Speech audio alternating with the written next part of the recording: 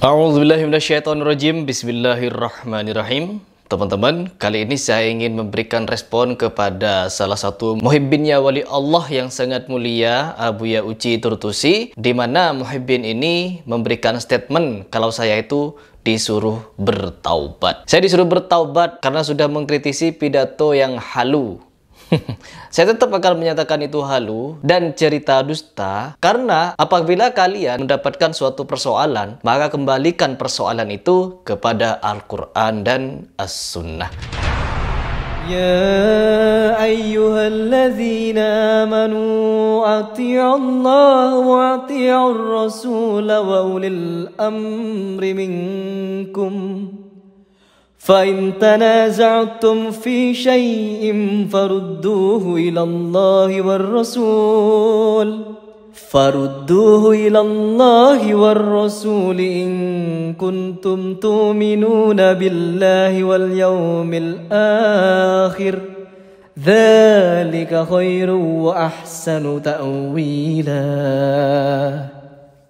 Segala sesuatu yang ada di dunia ini wajib untuk kita timbang dengan Al-Quran dan Al-Hadis. Apabila berseberangan dengan Al-Quran dan Al-Hadis, maka kita wajib untuk tidak mempercayainya. Jangankan kepada kisah-kisah orang, kisah-kisah wali kutub, wali majedub, wali gejeduk lah, wali apalah itu, pokoknya macam-macam wali ini yang mereka di mana memiliki kelebihan masing-masing, bahkan memiliki karomah yang sampai melebihi Nabi Muhammad. Ya, Nabi Muhammad Isra Mi'raj untuk mendapatkan perintah sholat, ya, dilakukan dalam waktu semalam, sekali saja, teman-teman. Tetapi ini ada wali Allah Al-Faqih Muqaddam yang bisa Mi'raj 70 kali di dalam sehari. Kepentingannya apa? Kalau setiap jam dia Mi'raj, kepentingannya apa? Nanti kalau kita berbicara ini, jangan pakai logika. No, saya tidak pakai logika. Tetapi saya memakai dalil Quran dan Sunnah. Sedangkan teman-teman, Mi'raj itu bukan perkara biasa. Tetapi itu mukjizat Nabi Muhammad. Ingat, mukjizat. Yang dimana mukjizat tidak akan turun lagi.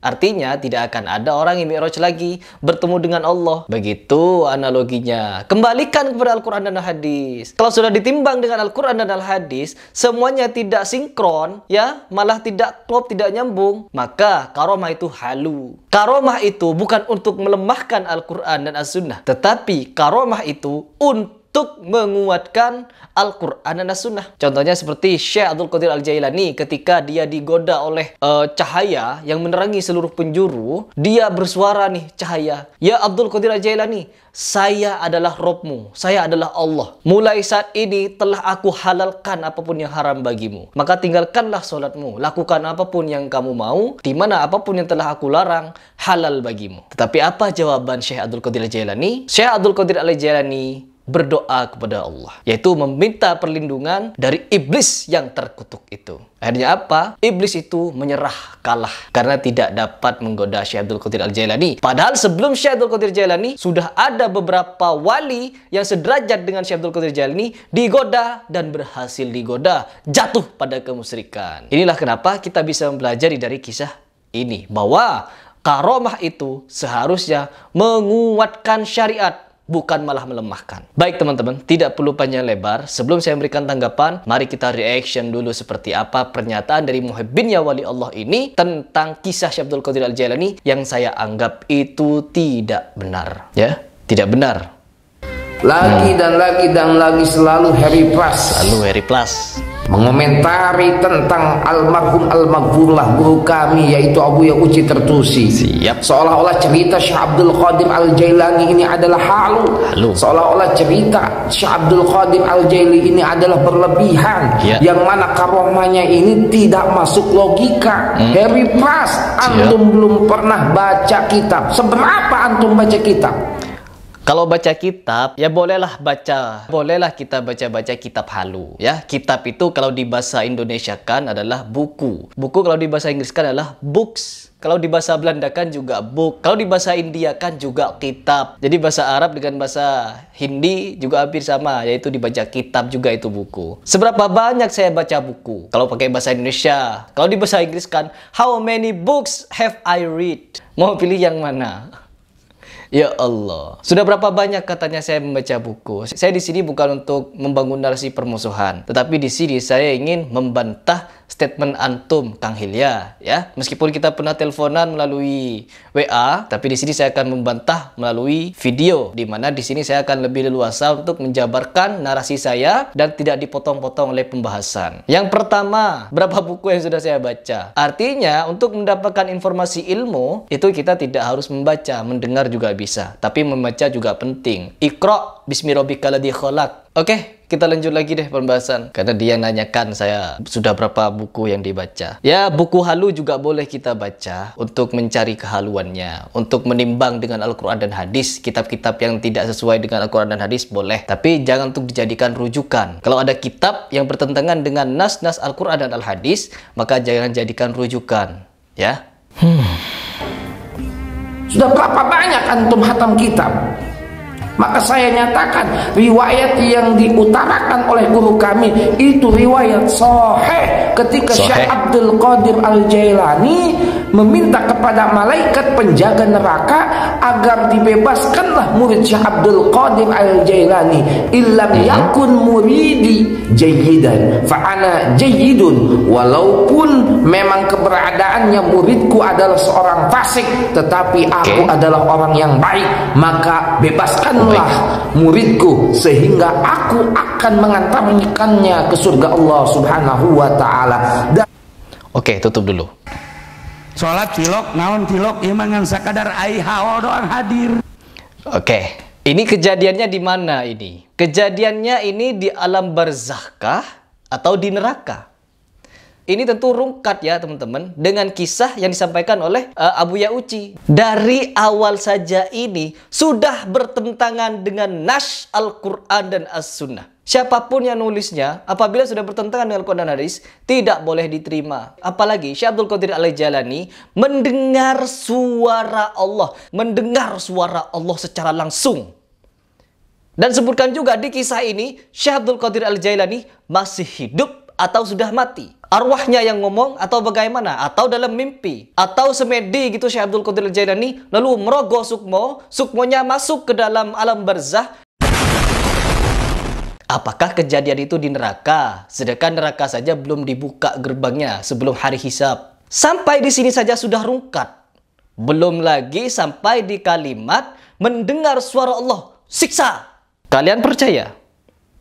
Bawakan dalilnya kalau percaya. Bawakan, hadirkan ke saya dalilnya orang mendengar suara Allah secara langsung. Sedangkan Nabi Musa saja ketika dia mendengar suara Allah, ayat dalam Al-Quran, Nabi Musa bercakap-cakap dengan Allah, ini masih diperdebatkan. Yang satu, Nabi Musa mendengar langsung suara Allah seperti saya ngomong begini. Bercakap-cakap dengan Allah sampai Allah menunjukkan secuil zatnya kepada gunung dan gunung hancur, Nabi Musa pingsan. Terus yang kedua, ada sebagian ulama yang menyatakan bahwa Nabi Musa tidak mendengar suara Allah secara langsung, melainkan hanya ilham yang dimengerti oleh otak. Jadi tidak ada suara, hanya ilham di otak. Ini saja Al-Quran ini masih diperdebatkan. Bagaimana mungkin ada riwayat cerita kisahnya Syekh Abdul Qadir Al-Jailani, dia mendengar suara Allah bilang kalimat siksa. Siksa.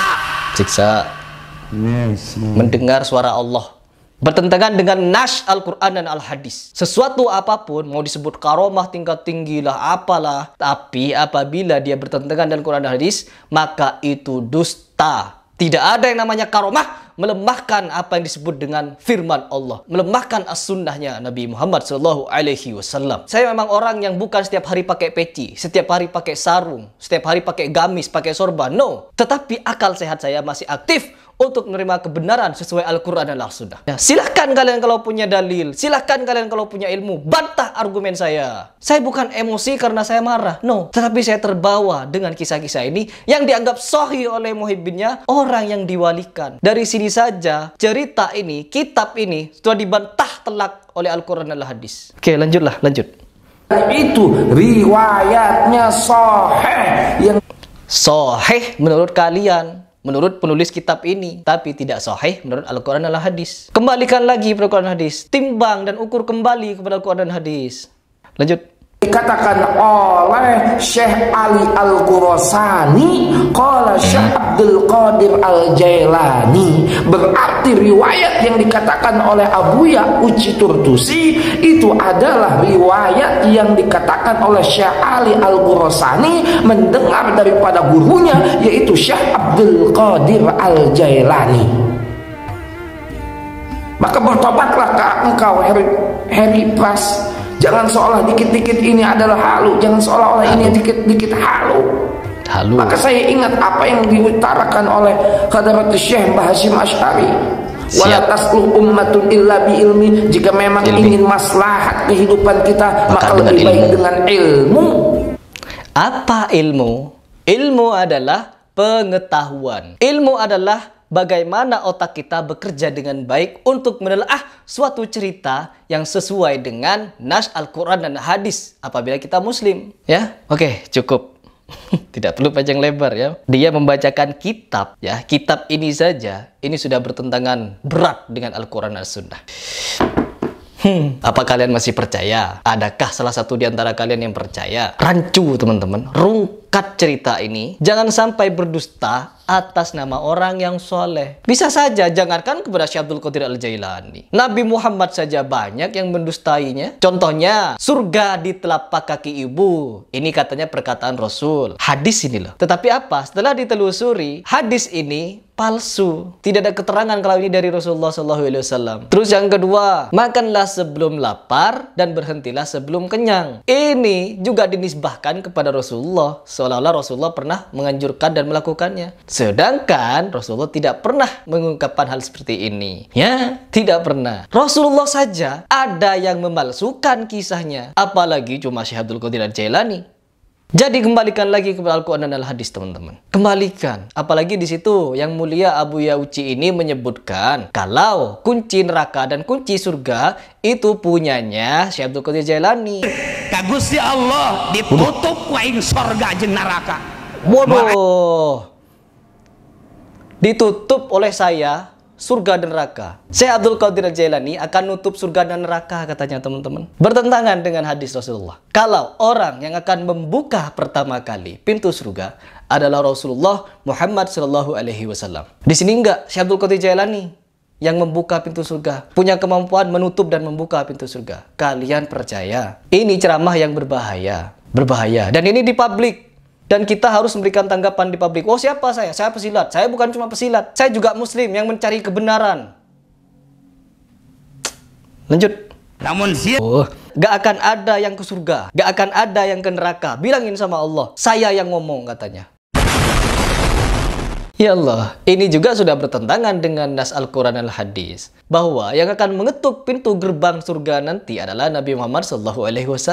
Bukan Syekh Abdul Qadir Al-Jailani, teman-teman. Syekh Abdul Qadir Al-Jailani ini jauh dari Rasulullah SAW. Yang dekat siapa? Khulafar Rasyidin. Para sahabat, tabi'in, tabi'in. Mereka masih sangat dekat dengan Rasulullah. Tetapi tidak ada riwayat satupun di mana para sahabat ini bisa atau mampu menutup pintu neraka dan surga. Tiba-tiba ada kisah muncul, Syekh Abdul Qadir Al-Jailani mampu katanya menutup pintu surga dan neraka. Mengambil palunya malaikat Malik. Di posisi apa ngambil palu itu? Masih hidup. Dia masuk ke alam barzah gitu. Merogoh sukmo. Sukmanya keluar, rohnya keluar masuk ke alam barzah. Pakai karomah. Nolong orang fasik lagi. Orang fasik yang ditolong. Ini adalah kisah halu. Kitab ini tidak dapat dibenarkan karena bertentangan dengan Al-Quran dan As-Sunnah. Saya berani mengucapkan ini karena apa? Apabila ada suatu perkara, ada suatu masalah, suatu pertentangan di tengah-tengah umat Islam, maka kembalikanlah kepada Al-Quran dan Al-Hadis. Timbang lagi dengan Quran dan Hadis. Tidak sesuai dengan Quran dan Hadis, maka tinggalkan. Jadi ini bantahan untuk Kang Hilya. Mari Kang Hilya, kita sembuhkan kita dari cerita-cerita seperti ini. Memang perlu baca kitab. Ya, kitab dongeng boleh, kitab halu boleh, kitab sihir boleh kita baca, kitab Injil pun boleh kita baca, kitab Taurat, Zabur boleh kita baca. Semua boleh kita baca, tetapi yang perlu kita ambil ilmunya adalah Quran dan Hadis. Semuanya harus bisa ditimbang dengan Quran dan Hadis. Jangan sampai melemahkan Quran dan Hadis. Ini melemahkan Quran dan Hadis.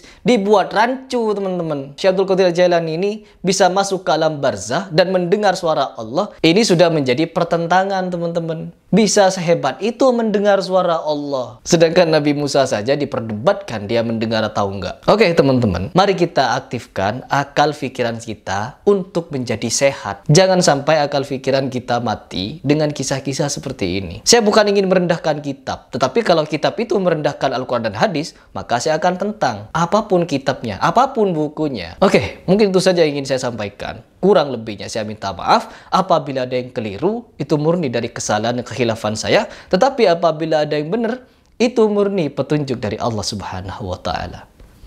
Salam.